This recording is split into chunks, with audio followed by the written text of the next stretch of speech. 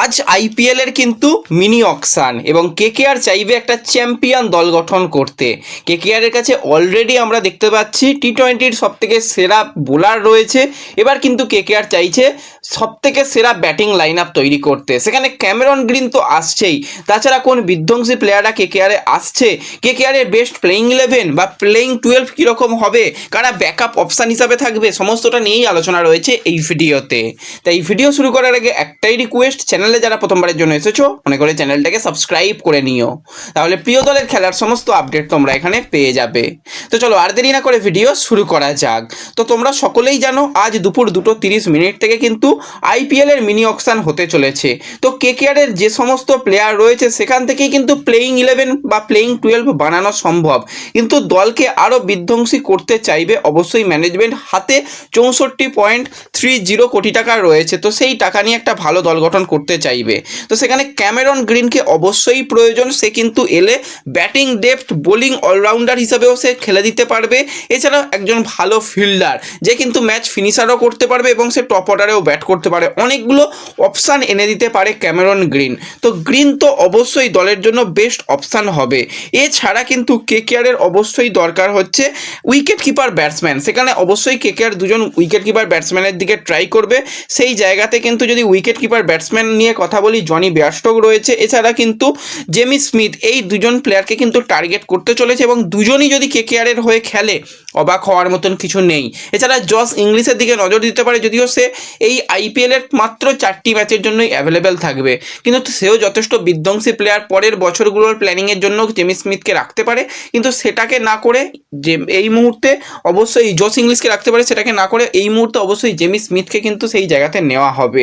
তো Jamie Smith এবং তার সাথে যদি জনি বেয়ারস্টোক এসে যায়, দুর্দান্ত ব্যাটিং অর্ডার হয়ে যাবে। এবং আমরা যদি কেকেআরের ব্যাটিং অর্ডার নিয়ে কথা বলি, রাহানেকে কিন্তু অবশ্যই কেকেআরের উচিত ওপেনার হিসাবে খেলানো, কারণ রাহানে নিচের দিকে অতটা ভালো খেলতে পারবে না, শুরুতে যে ভালো একটা স্টার্ট দিতে পারবে। এবং রঘুবংশী খুবই একজন ট্যালেন্টেড প্লেয়ার, সেই ট্যালেন্টকে ধরে রাখতে গেলে তাকে ওপেনার হিসাবেই খেলাতে হবে। তাকে যদি 4 নম্বর 5 নম্বরে খেলানো হয়, তার ব্যাটিংটা পুরোপুরি নষ্ট হয়ে যাবে। যেই কাজটা ভেঙ্কটেশকে নিয়ে করা হয়েছিল, ভেঙ্কটেশ ওপেনার বা 3 নম্বরে একদম ঠিক ছিল, তা না করে তাকে 4-এ 5-এ অনেকটা নিচের দিকে খেলিয়ে তার ব্যাটিংটা নষ্ট হয়ে গেছে। তো সেই ভুল করলে হবে না। এবং অভিষেক নায়ারের সঙ্গে কিন্তু রঘুবংশীর খুবই ভালো সম্পর্ক। অভিষেক নায়ার চেষ্টা করবে তাকে ওপেনার হিসাবেই খেলাতে।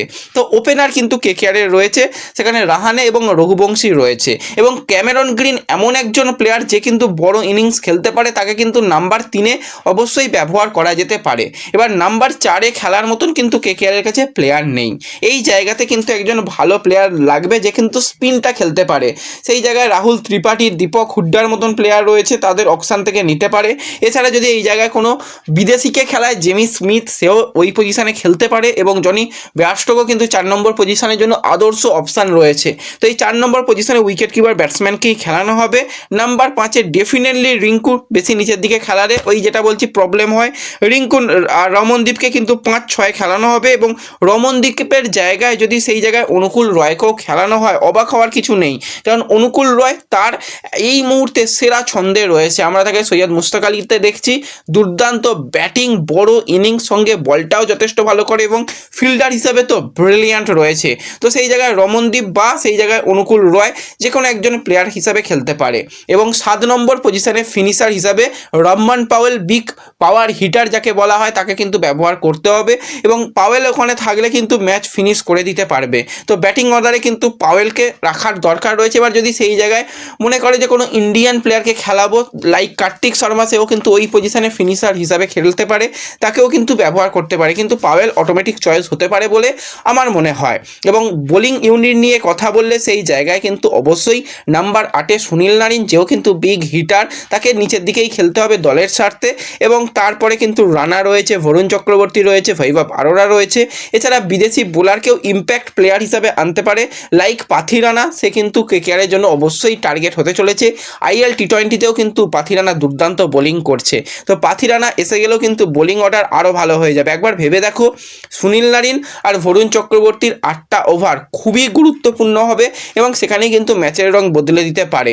এবং সেই জায়গাতে যদি পাথি রানাও এসে যায় 12টা ওভার, মানে অপোনেন্ট দল মাথা খারাপ হয়ে যাবে যে এদের আমরা কি করে খেলবো।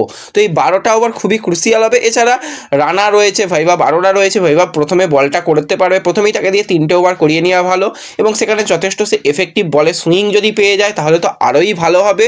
তো বোলিং ইউনিট তো কেকেআরের সব থেকে সেরা রয়েছে। এছাড়া ব্যাকআপ বোলার হিসাবেও কিন্তু সেই জায়গাতে থাকবে কিন্তু উমরান মালিক, যাকেও কিন্তু ব্যবহার করা হতে পারে। এছাড়া শিবম শুক্লাকেও কিন্তু আরও একবার নেওয়ার চেষ্টা করতে পারে এবং অনুকূল রয়ও কিন্তু বল করতে পারে। বোলিং বিভাগটা কিন্তু কেকেআরের দুর্দান্ত রয়েছে। যদি গ্রিন বল নাও করে তাহলেও বোলিংটা কতটা ভালো ভাবো। আর ব্যাটিংয়ে যদি আমরা কথা বলি, সেখানে গ্রিন রয়েছে, রঘুবংশী, রিঙ্কু, রমনদীপ, পাওয়েল এবং তার সাথে জেমি স্মিথ এবং বেয়ারস্টোক এসে গেলে অন্যতম সেরা ব্যাটিং ইউনিটও কেকেআরের হয়ে যাবে বলে আমার মনে হয়। তো বেস্ট প্লেইং 11 কেকেআরের জন্য এটা হতে চলেছে। দেখা যাক অকশনের পর কেকেআরের বেস্ট প্লেইং 11 আমাদের প্লেইং 11-এর সঙ্গে কতটা মেলে। তো সেই নিয়ে অবশ্যই আলোচনা করব এবং দুপুর 2:30 থেকে অকশন রয়েছে, সেই দিকেও আমাদের নজর থাকবে। এবং আইপিএল 2026 কিন্তু শুরু হতে চলেছে 26শে মে এবং ফাইনাল 26শে মার্চ এবং ফাইনাল হবে কিন্তু 31শে মে। এই বিগ আপডেটটাও তোমাদের সঙ্গে শেয়ার করে দিলাম। ভিডিও ভালো লাগলে লাইক শেয়ার করে দিও, চ্যানেলে প্রথমবারের জন্য এলে সাবস্ক্রাইব করে নিও। দেখা হবে পরবর্তী ভিডিওতে, ধন্যবাদ।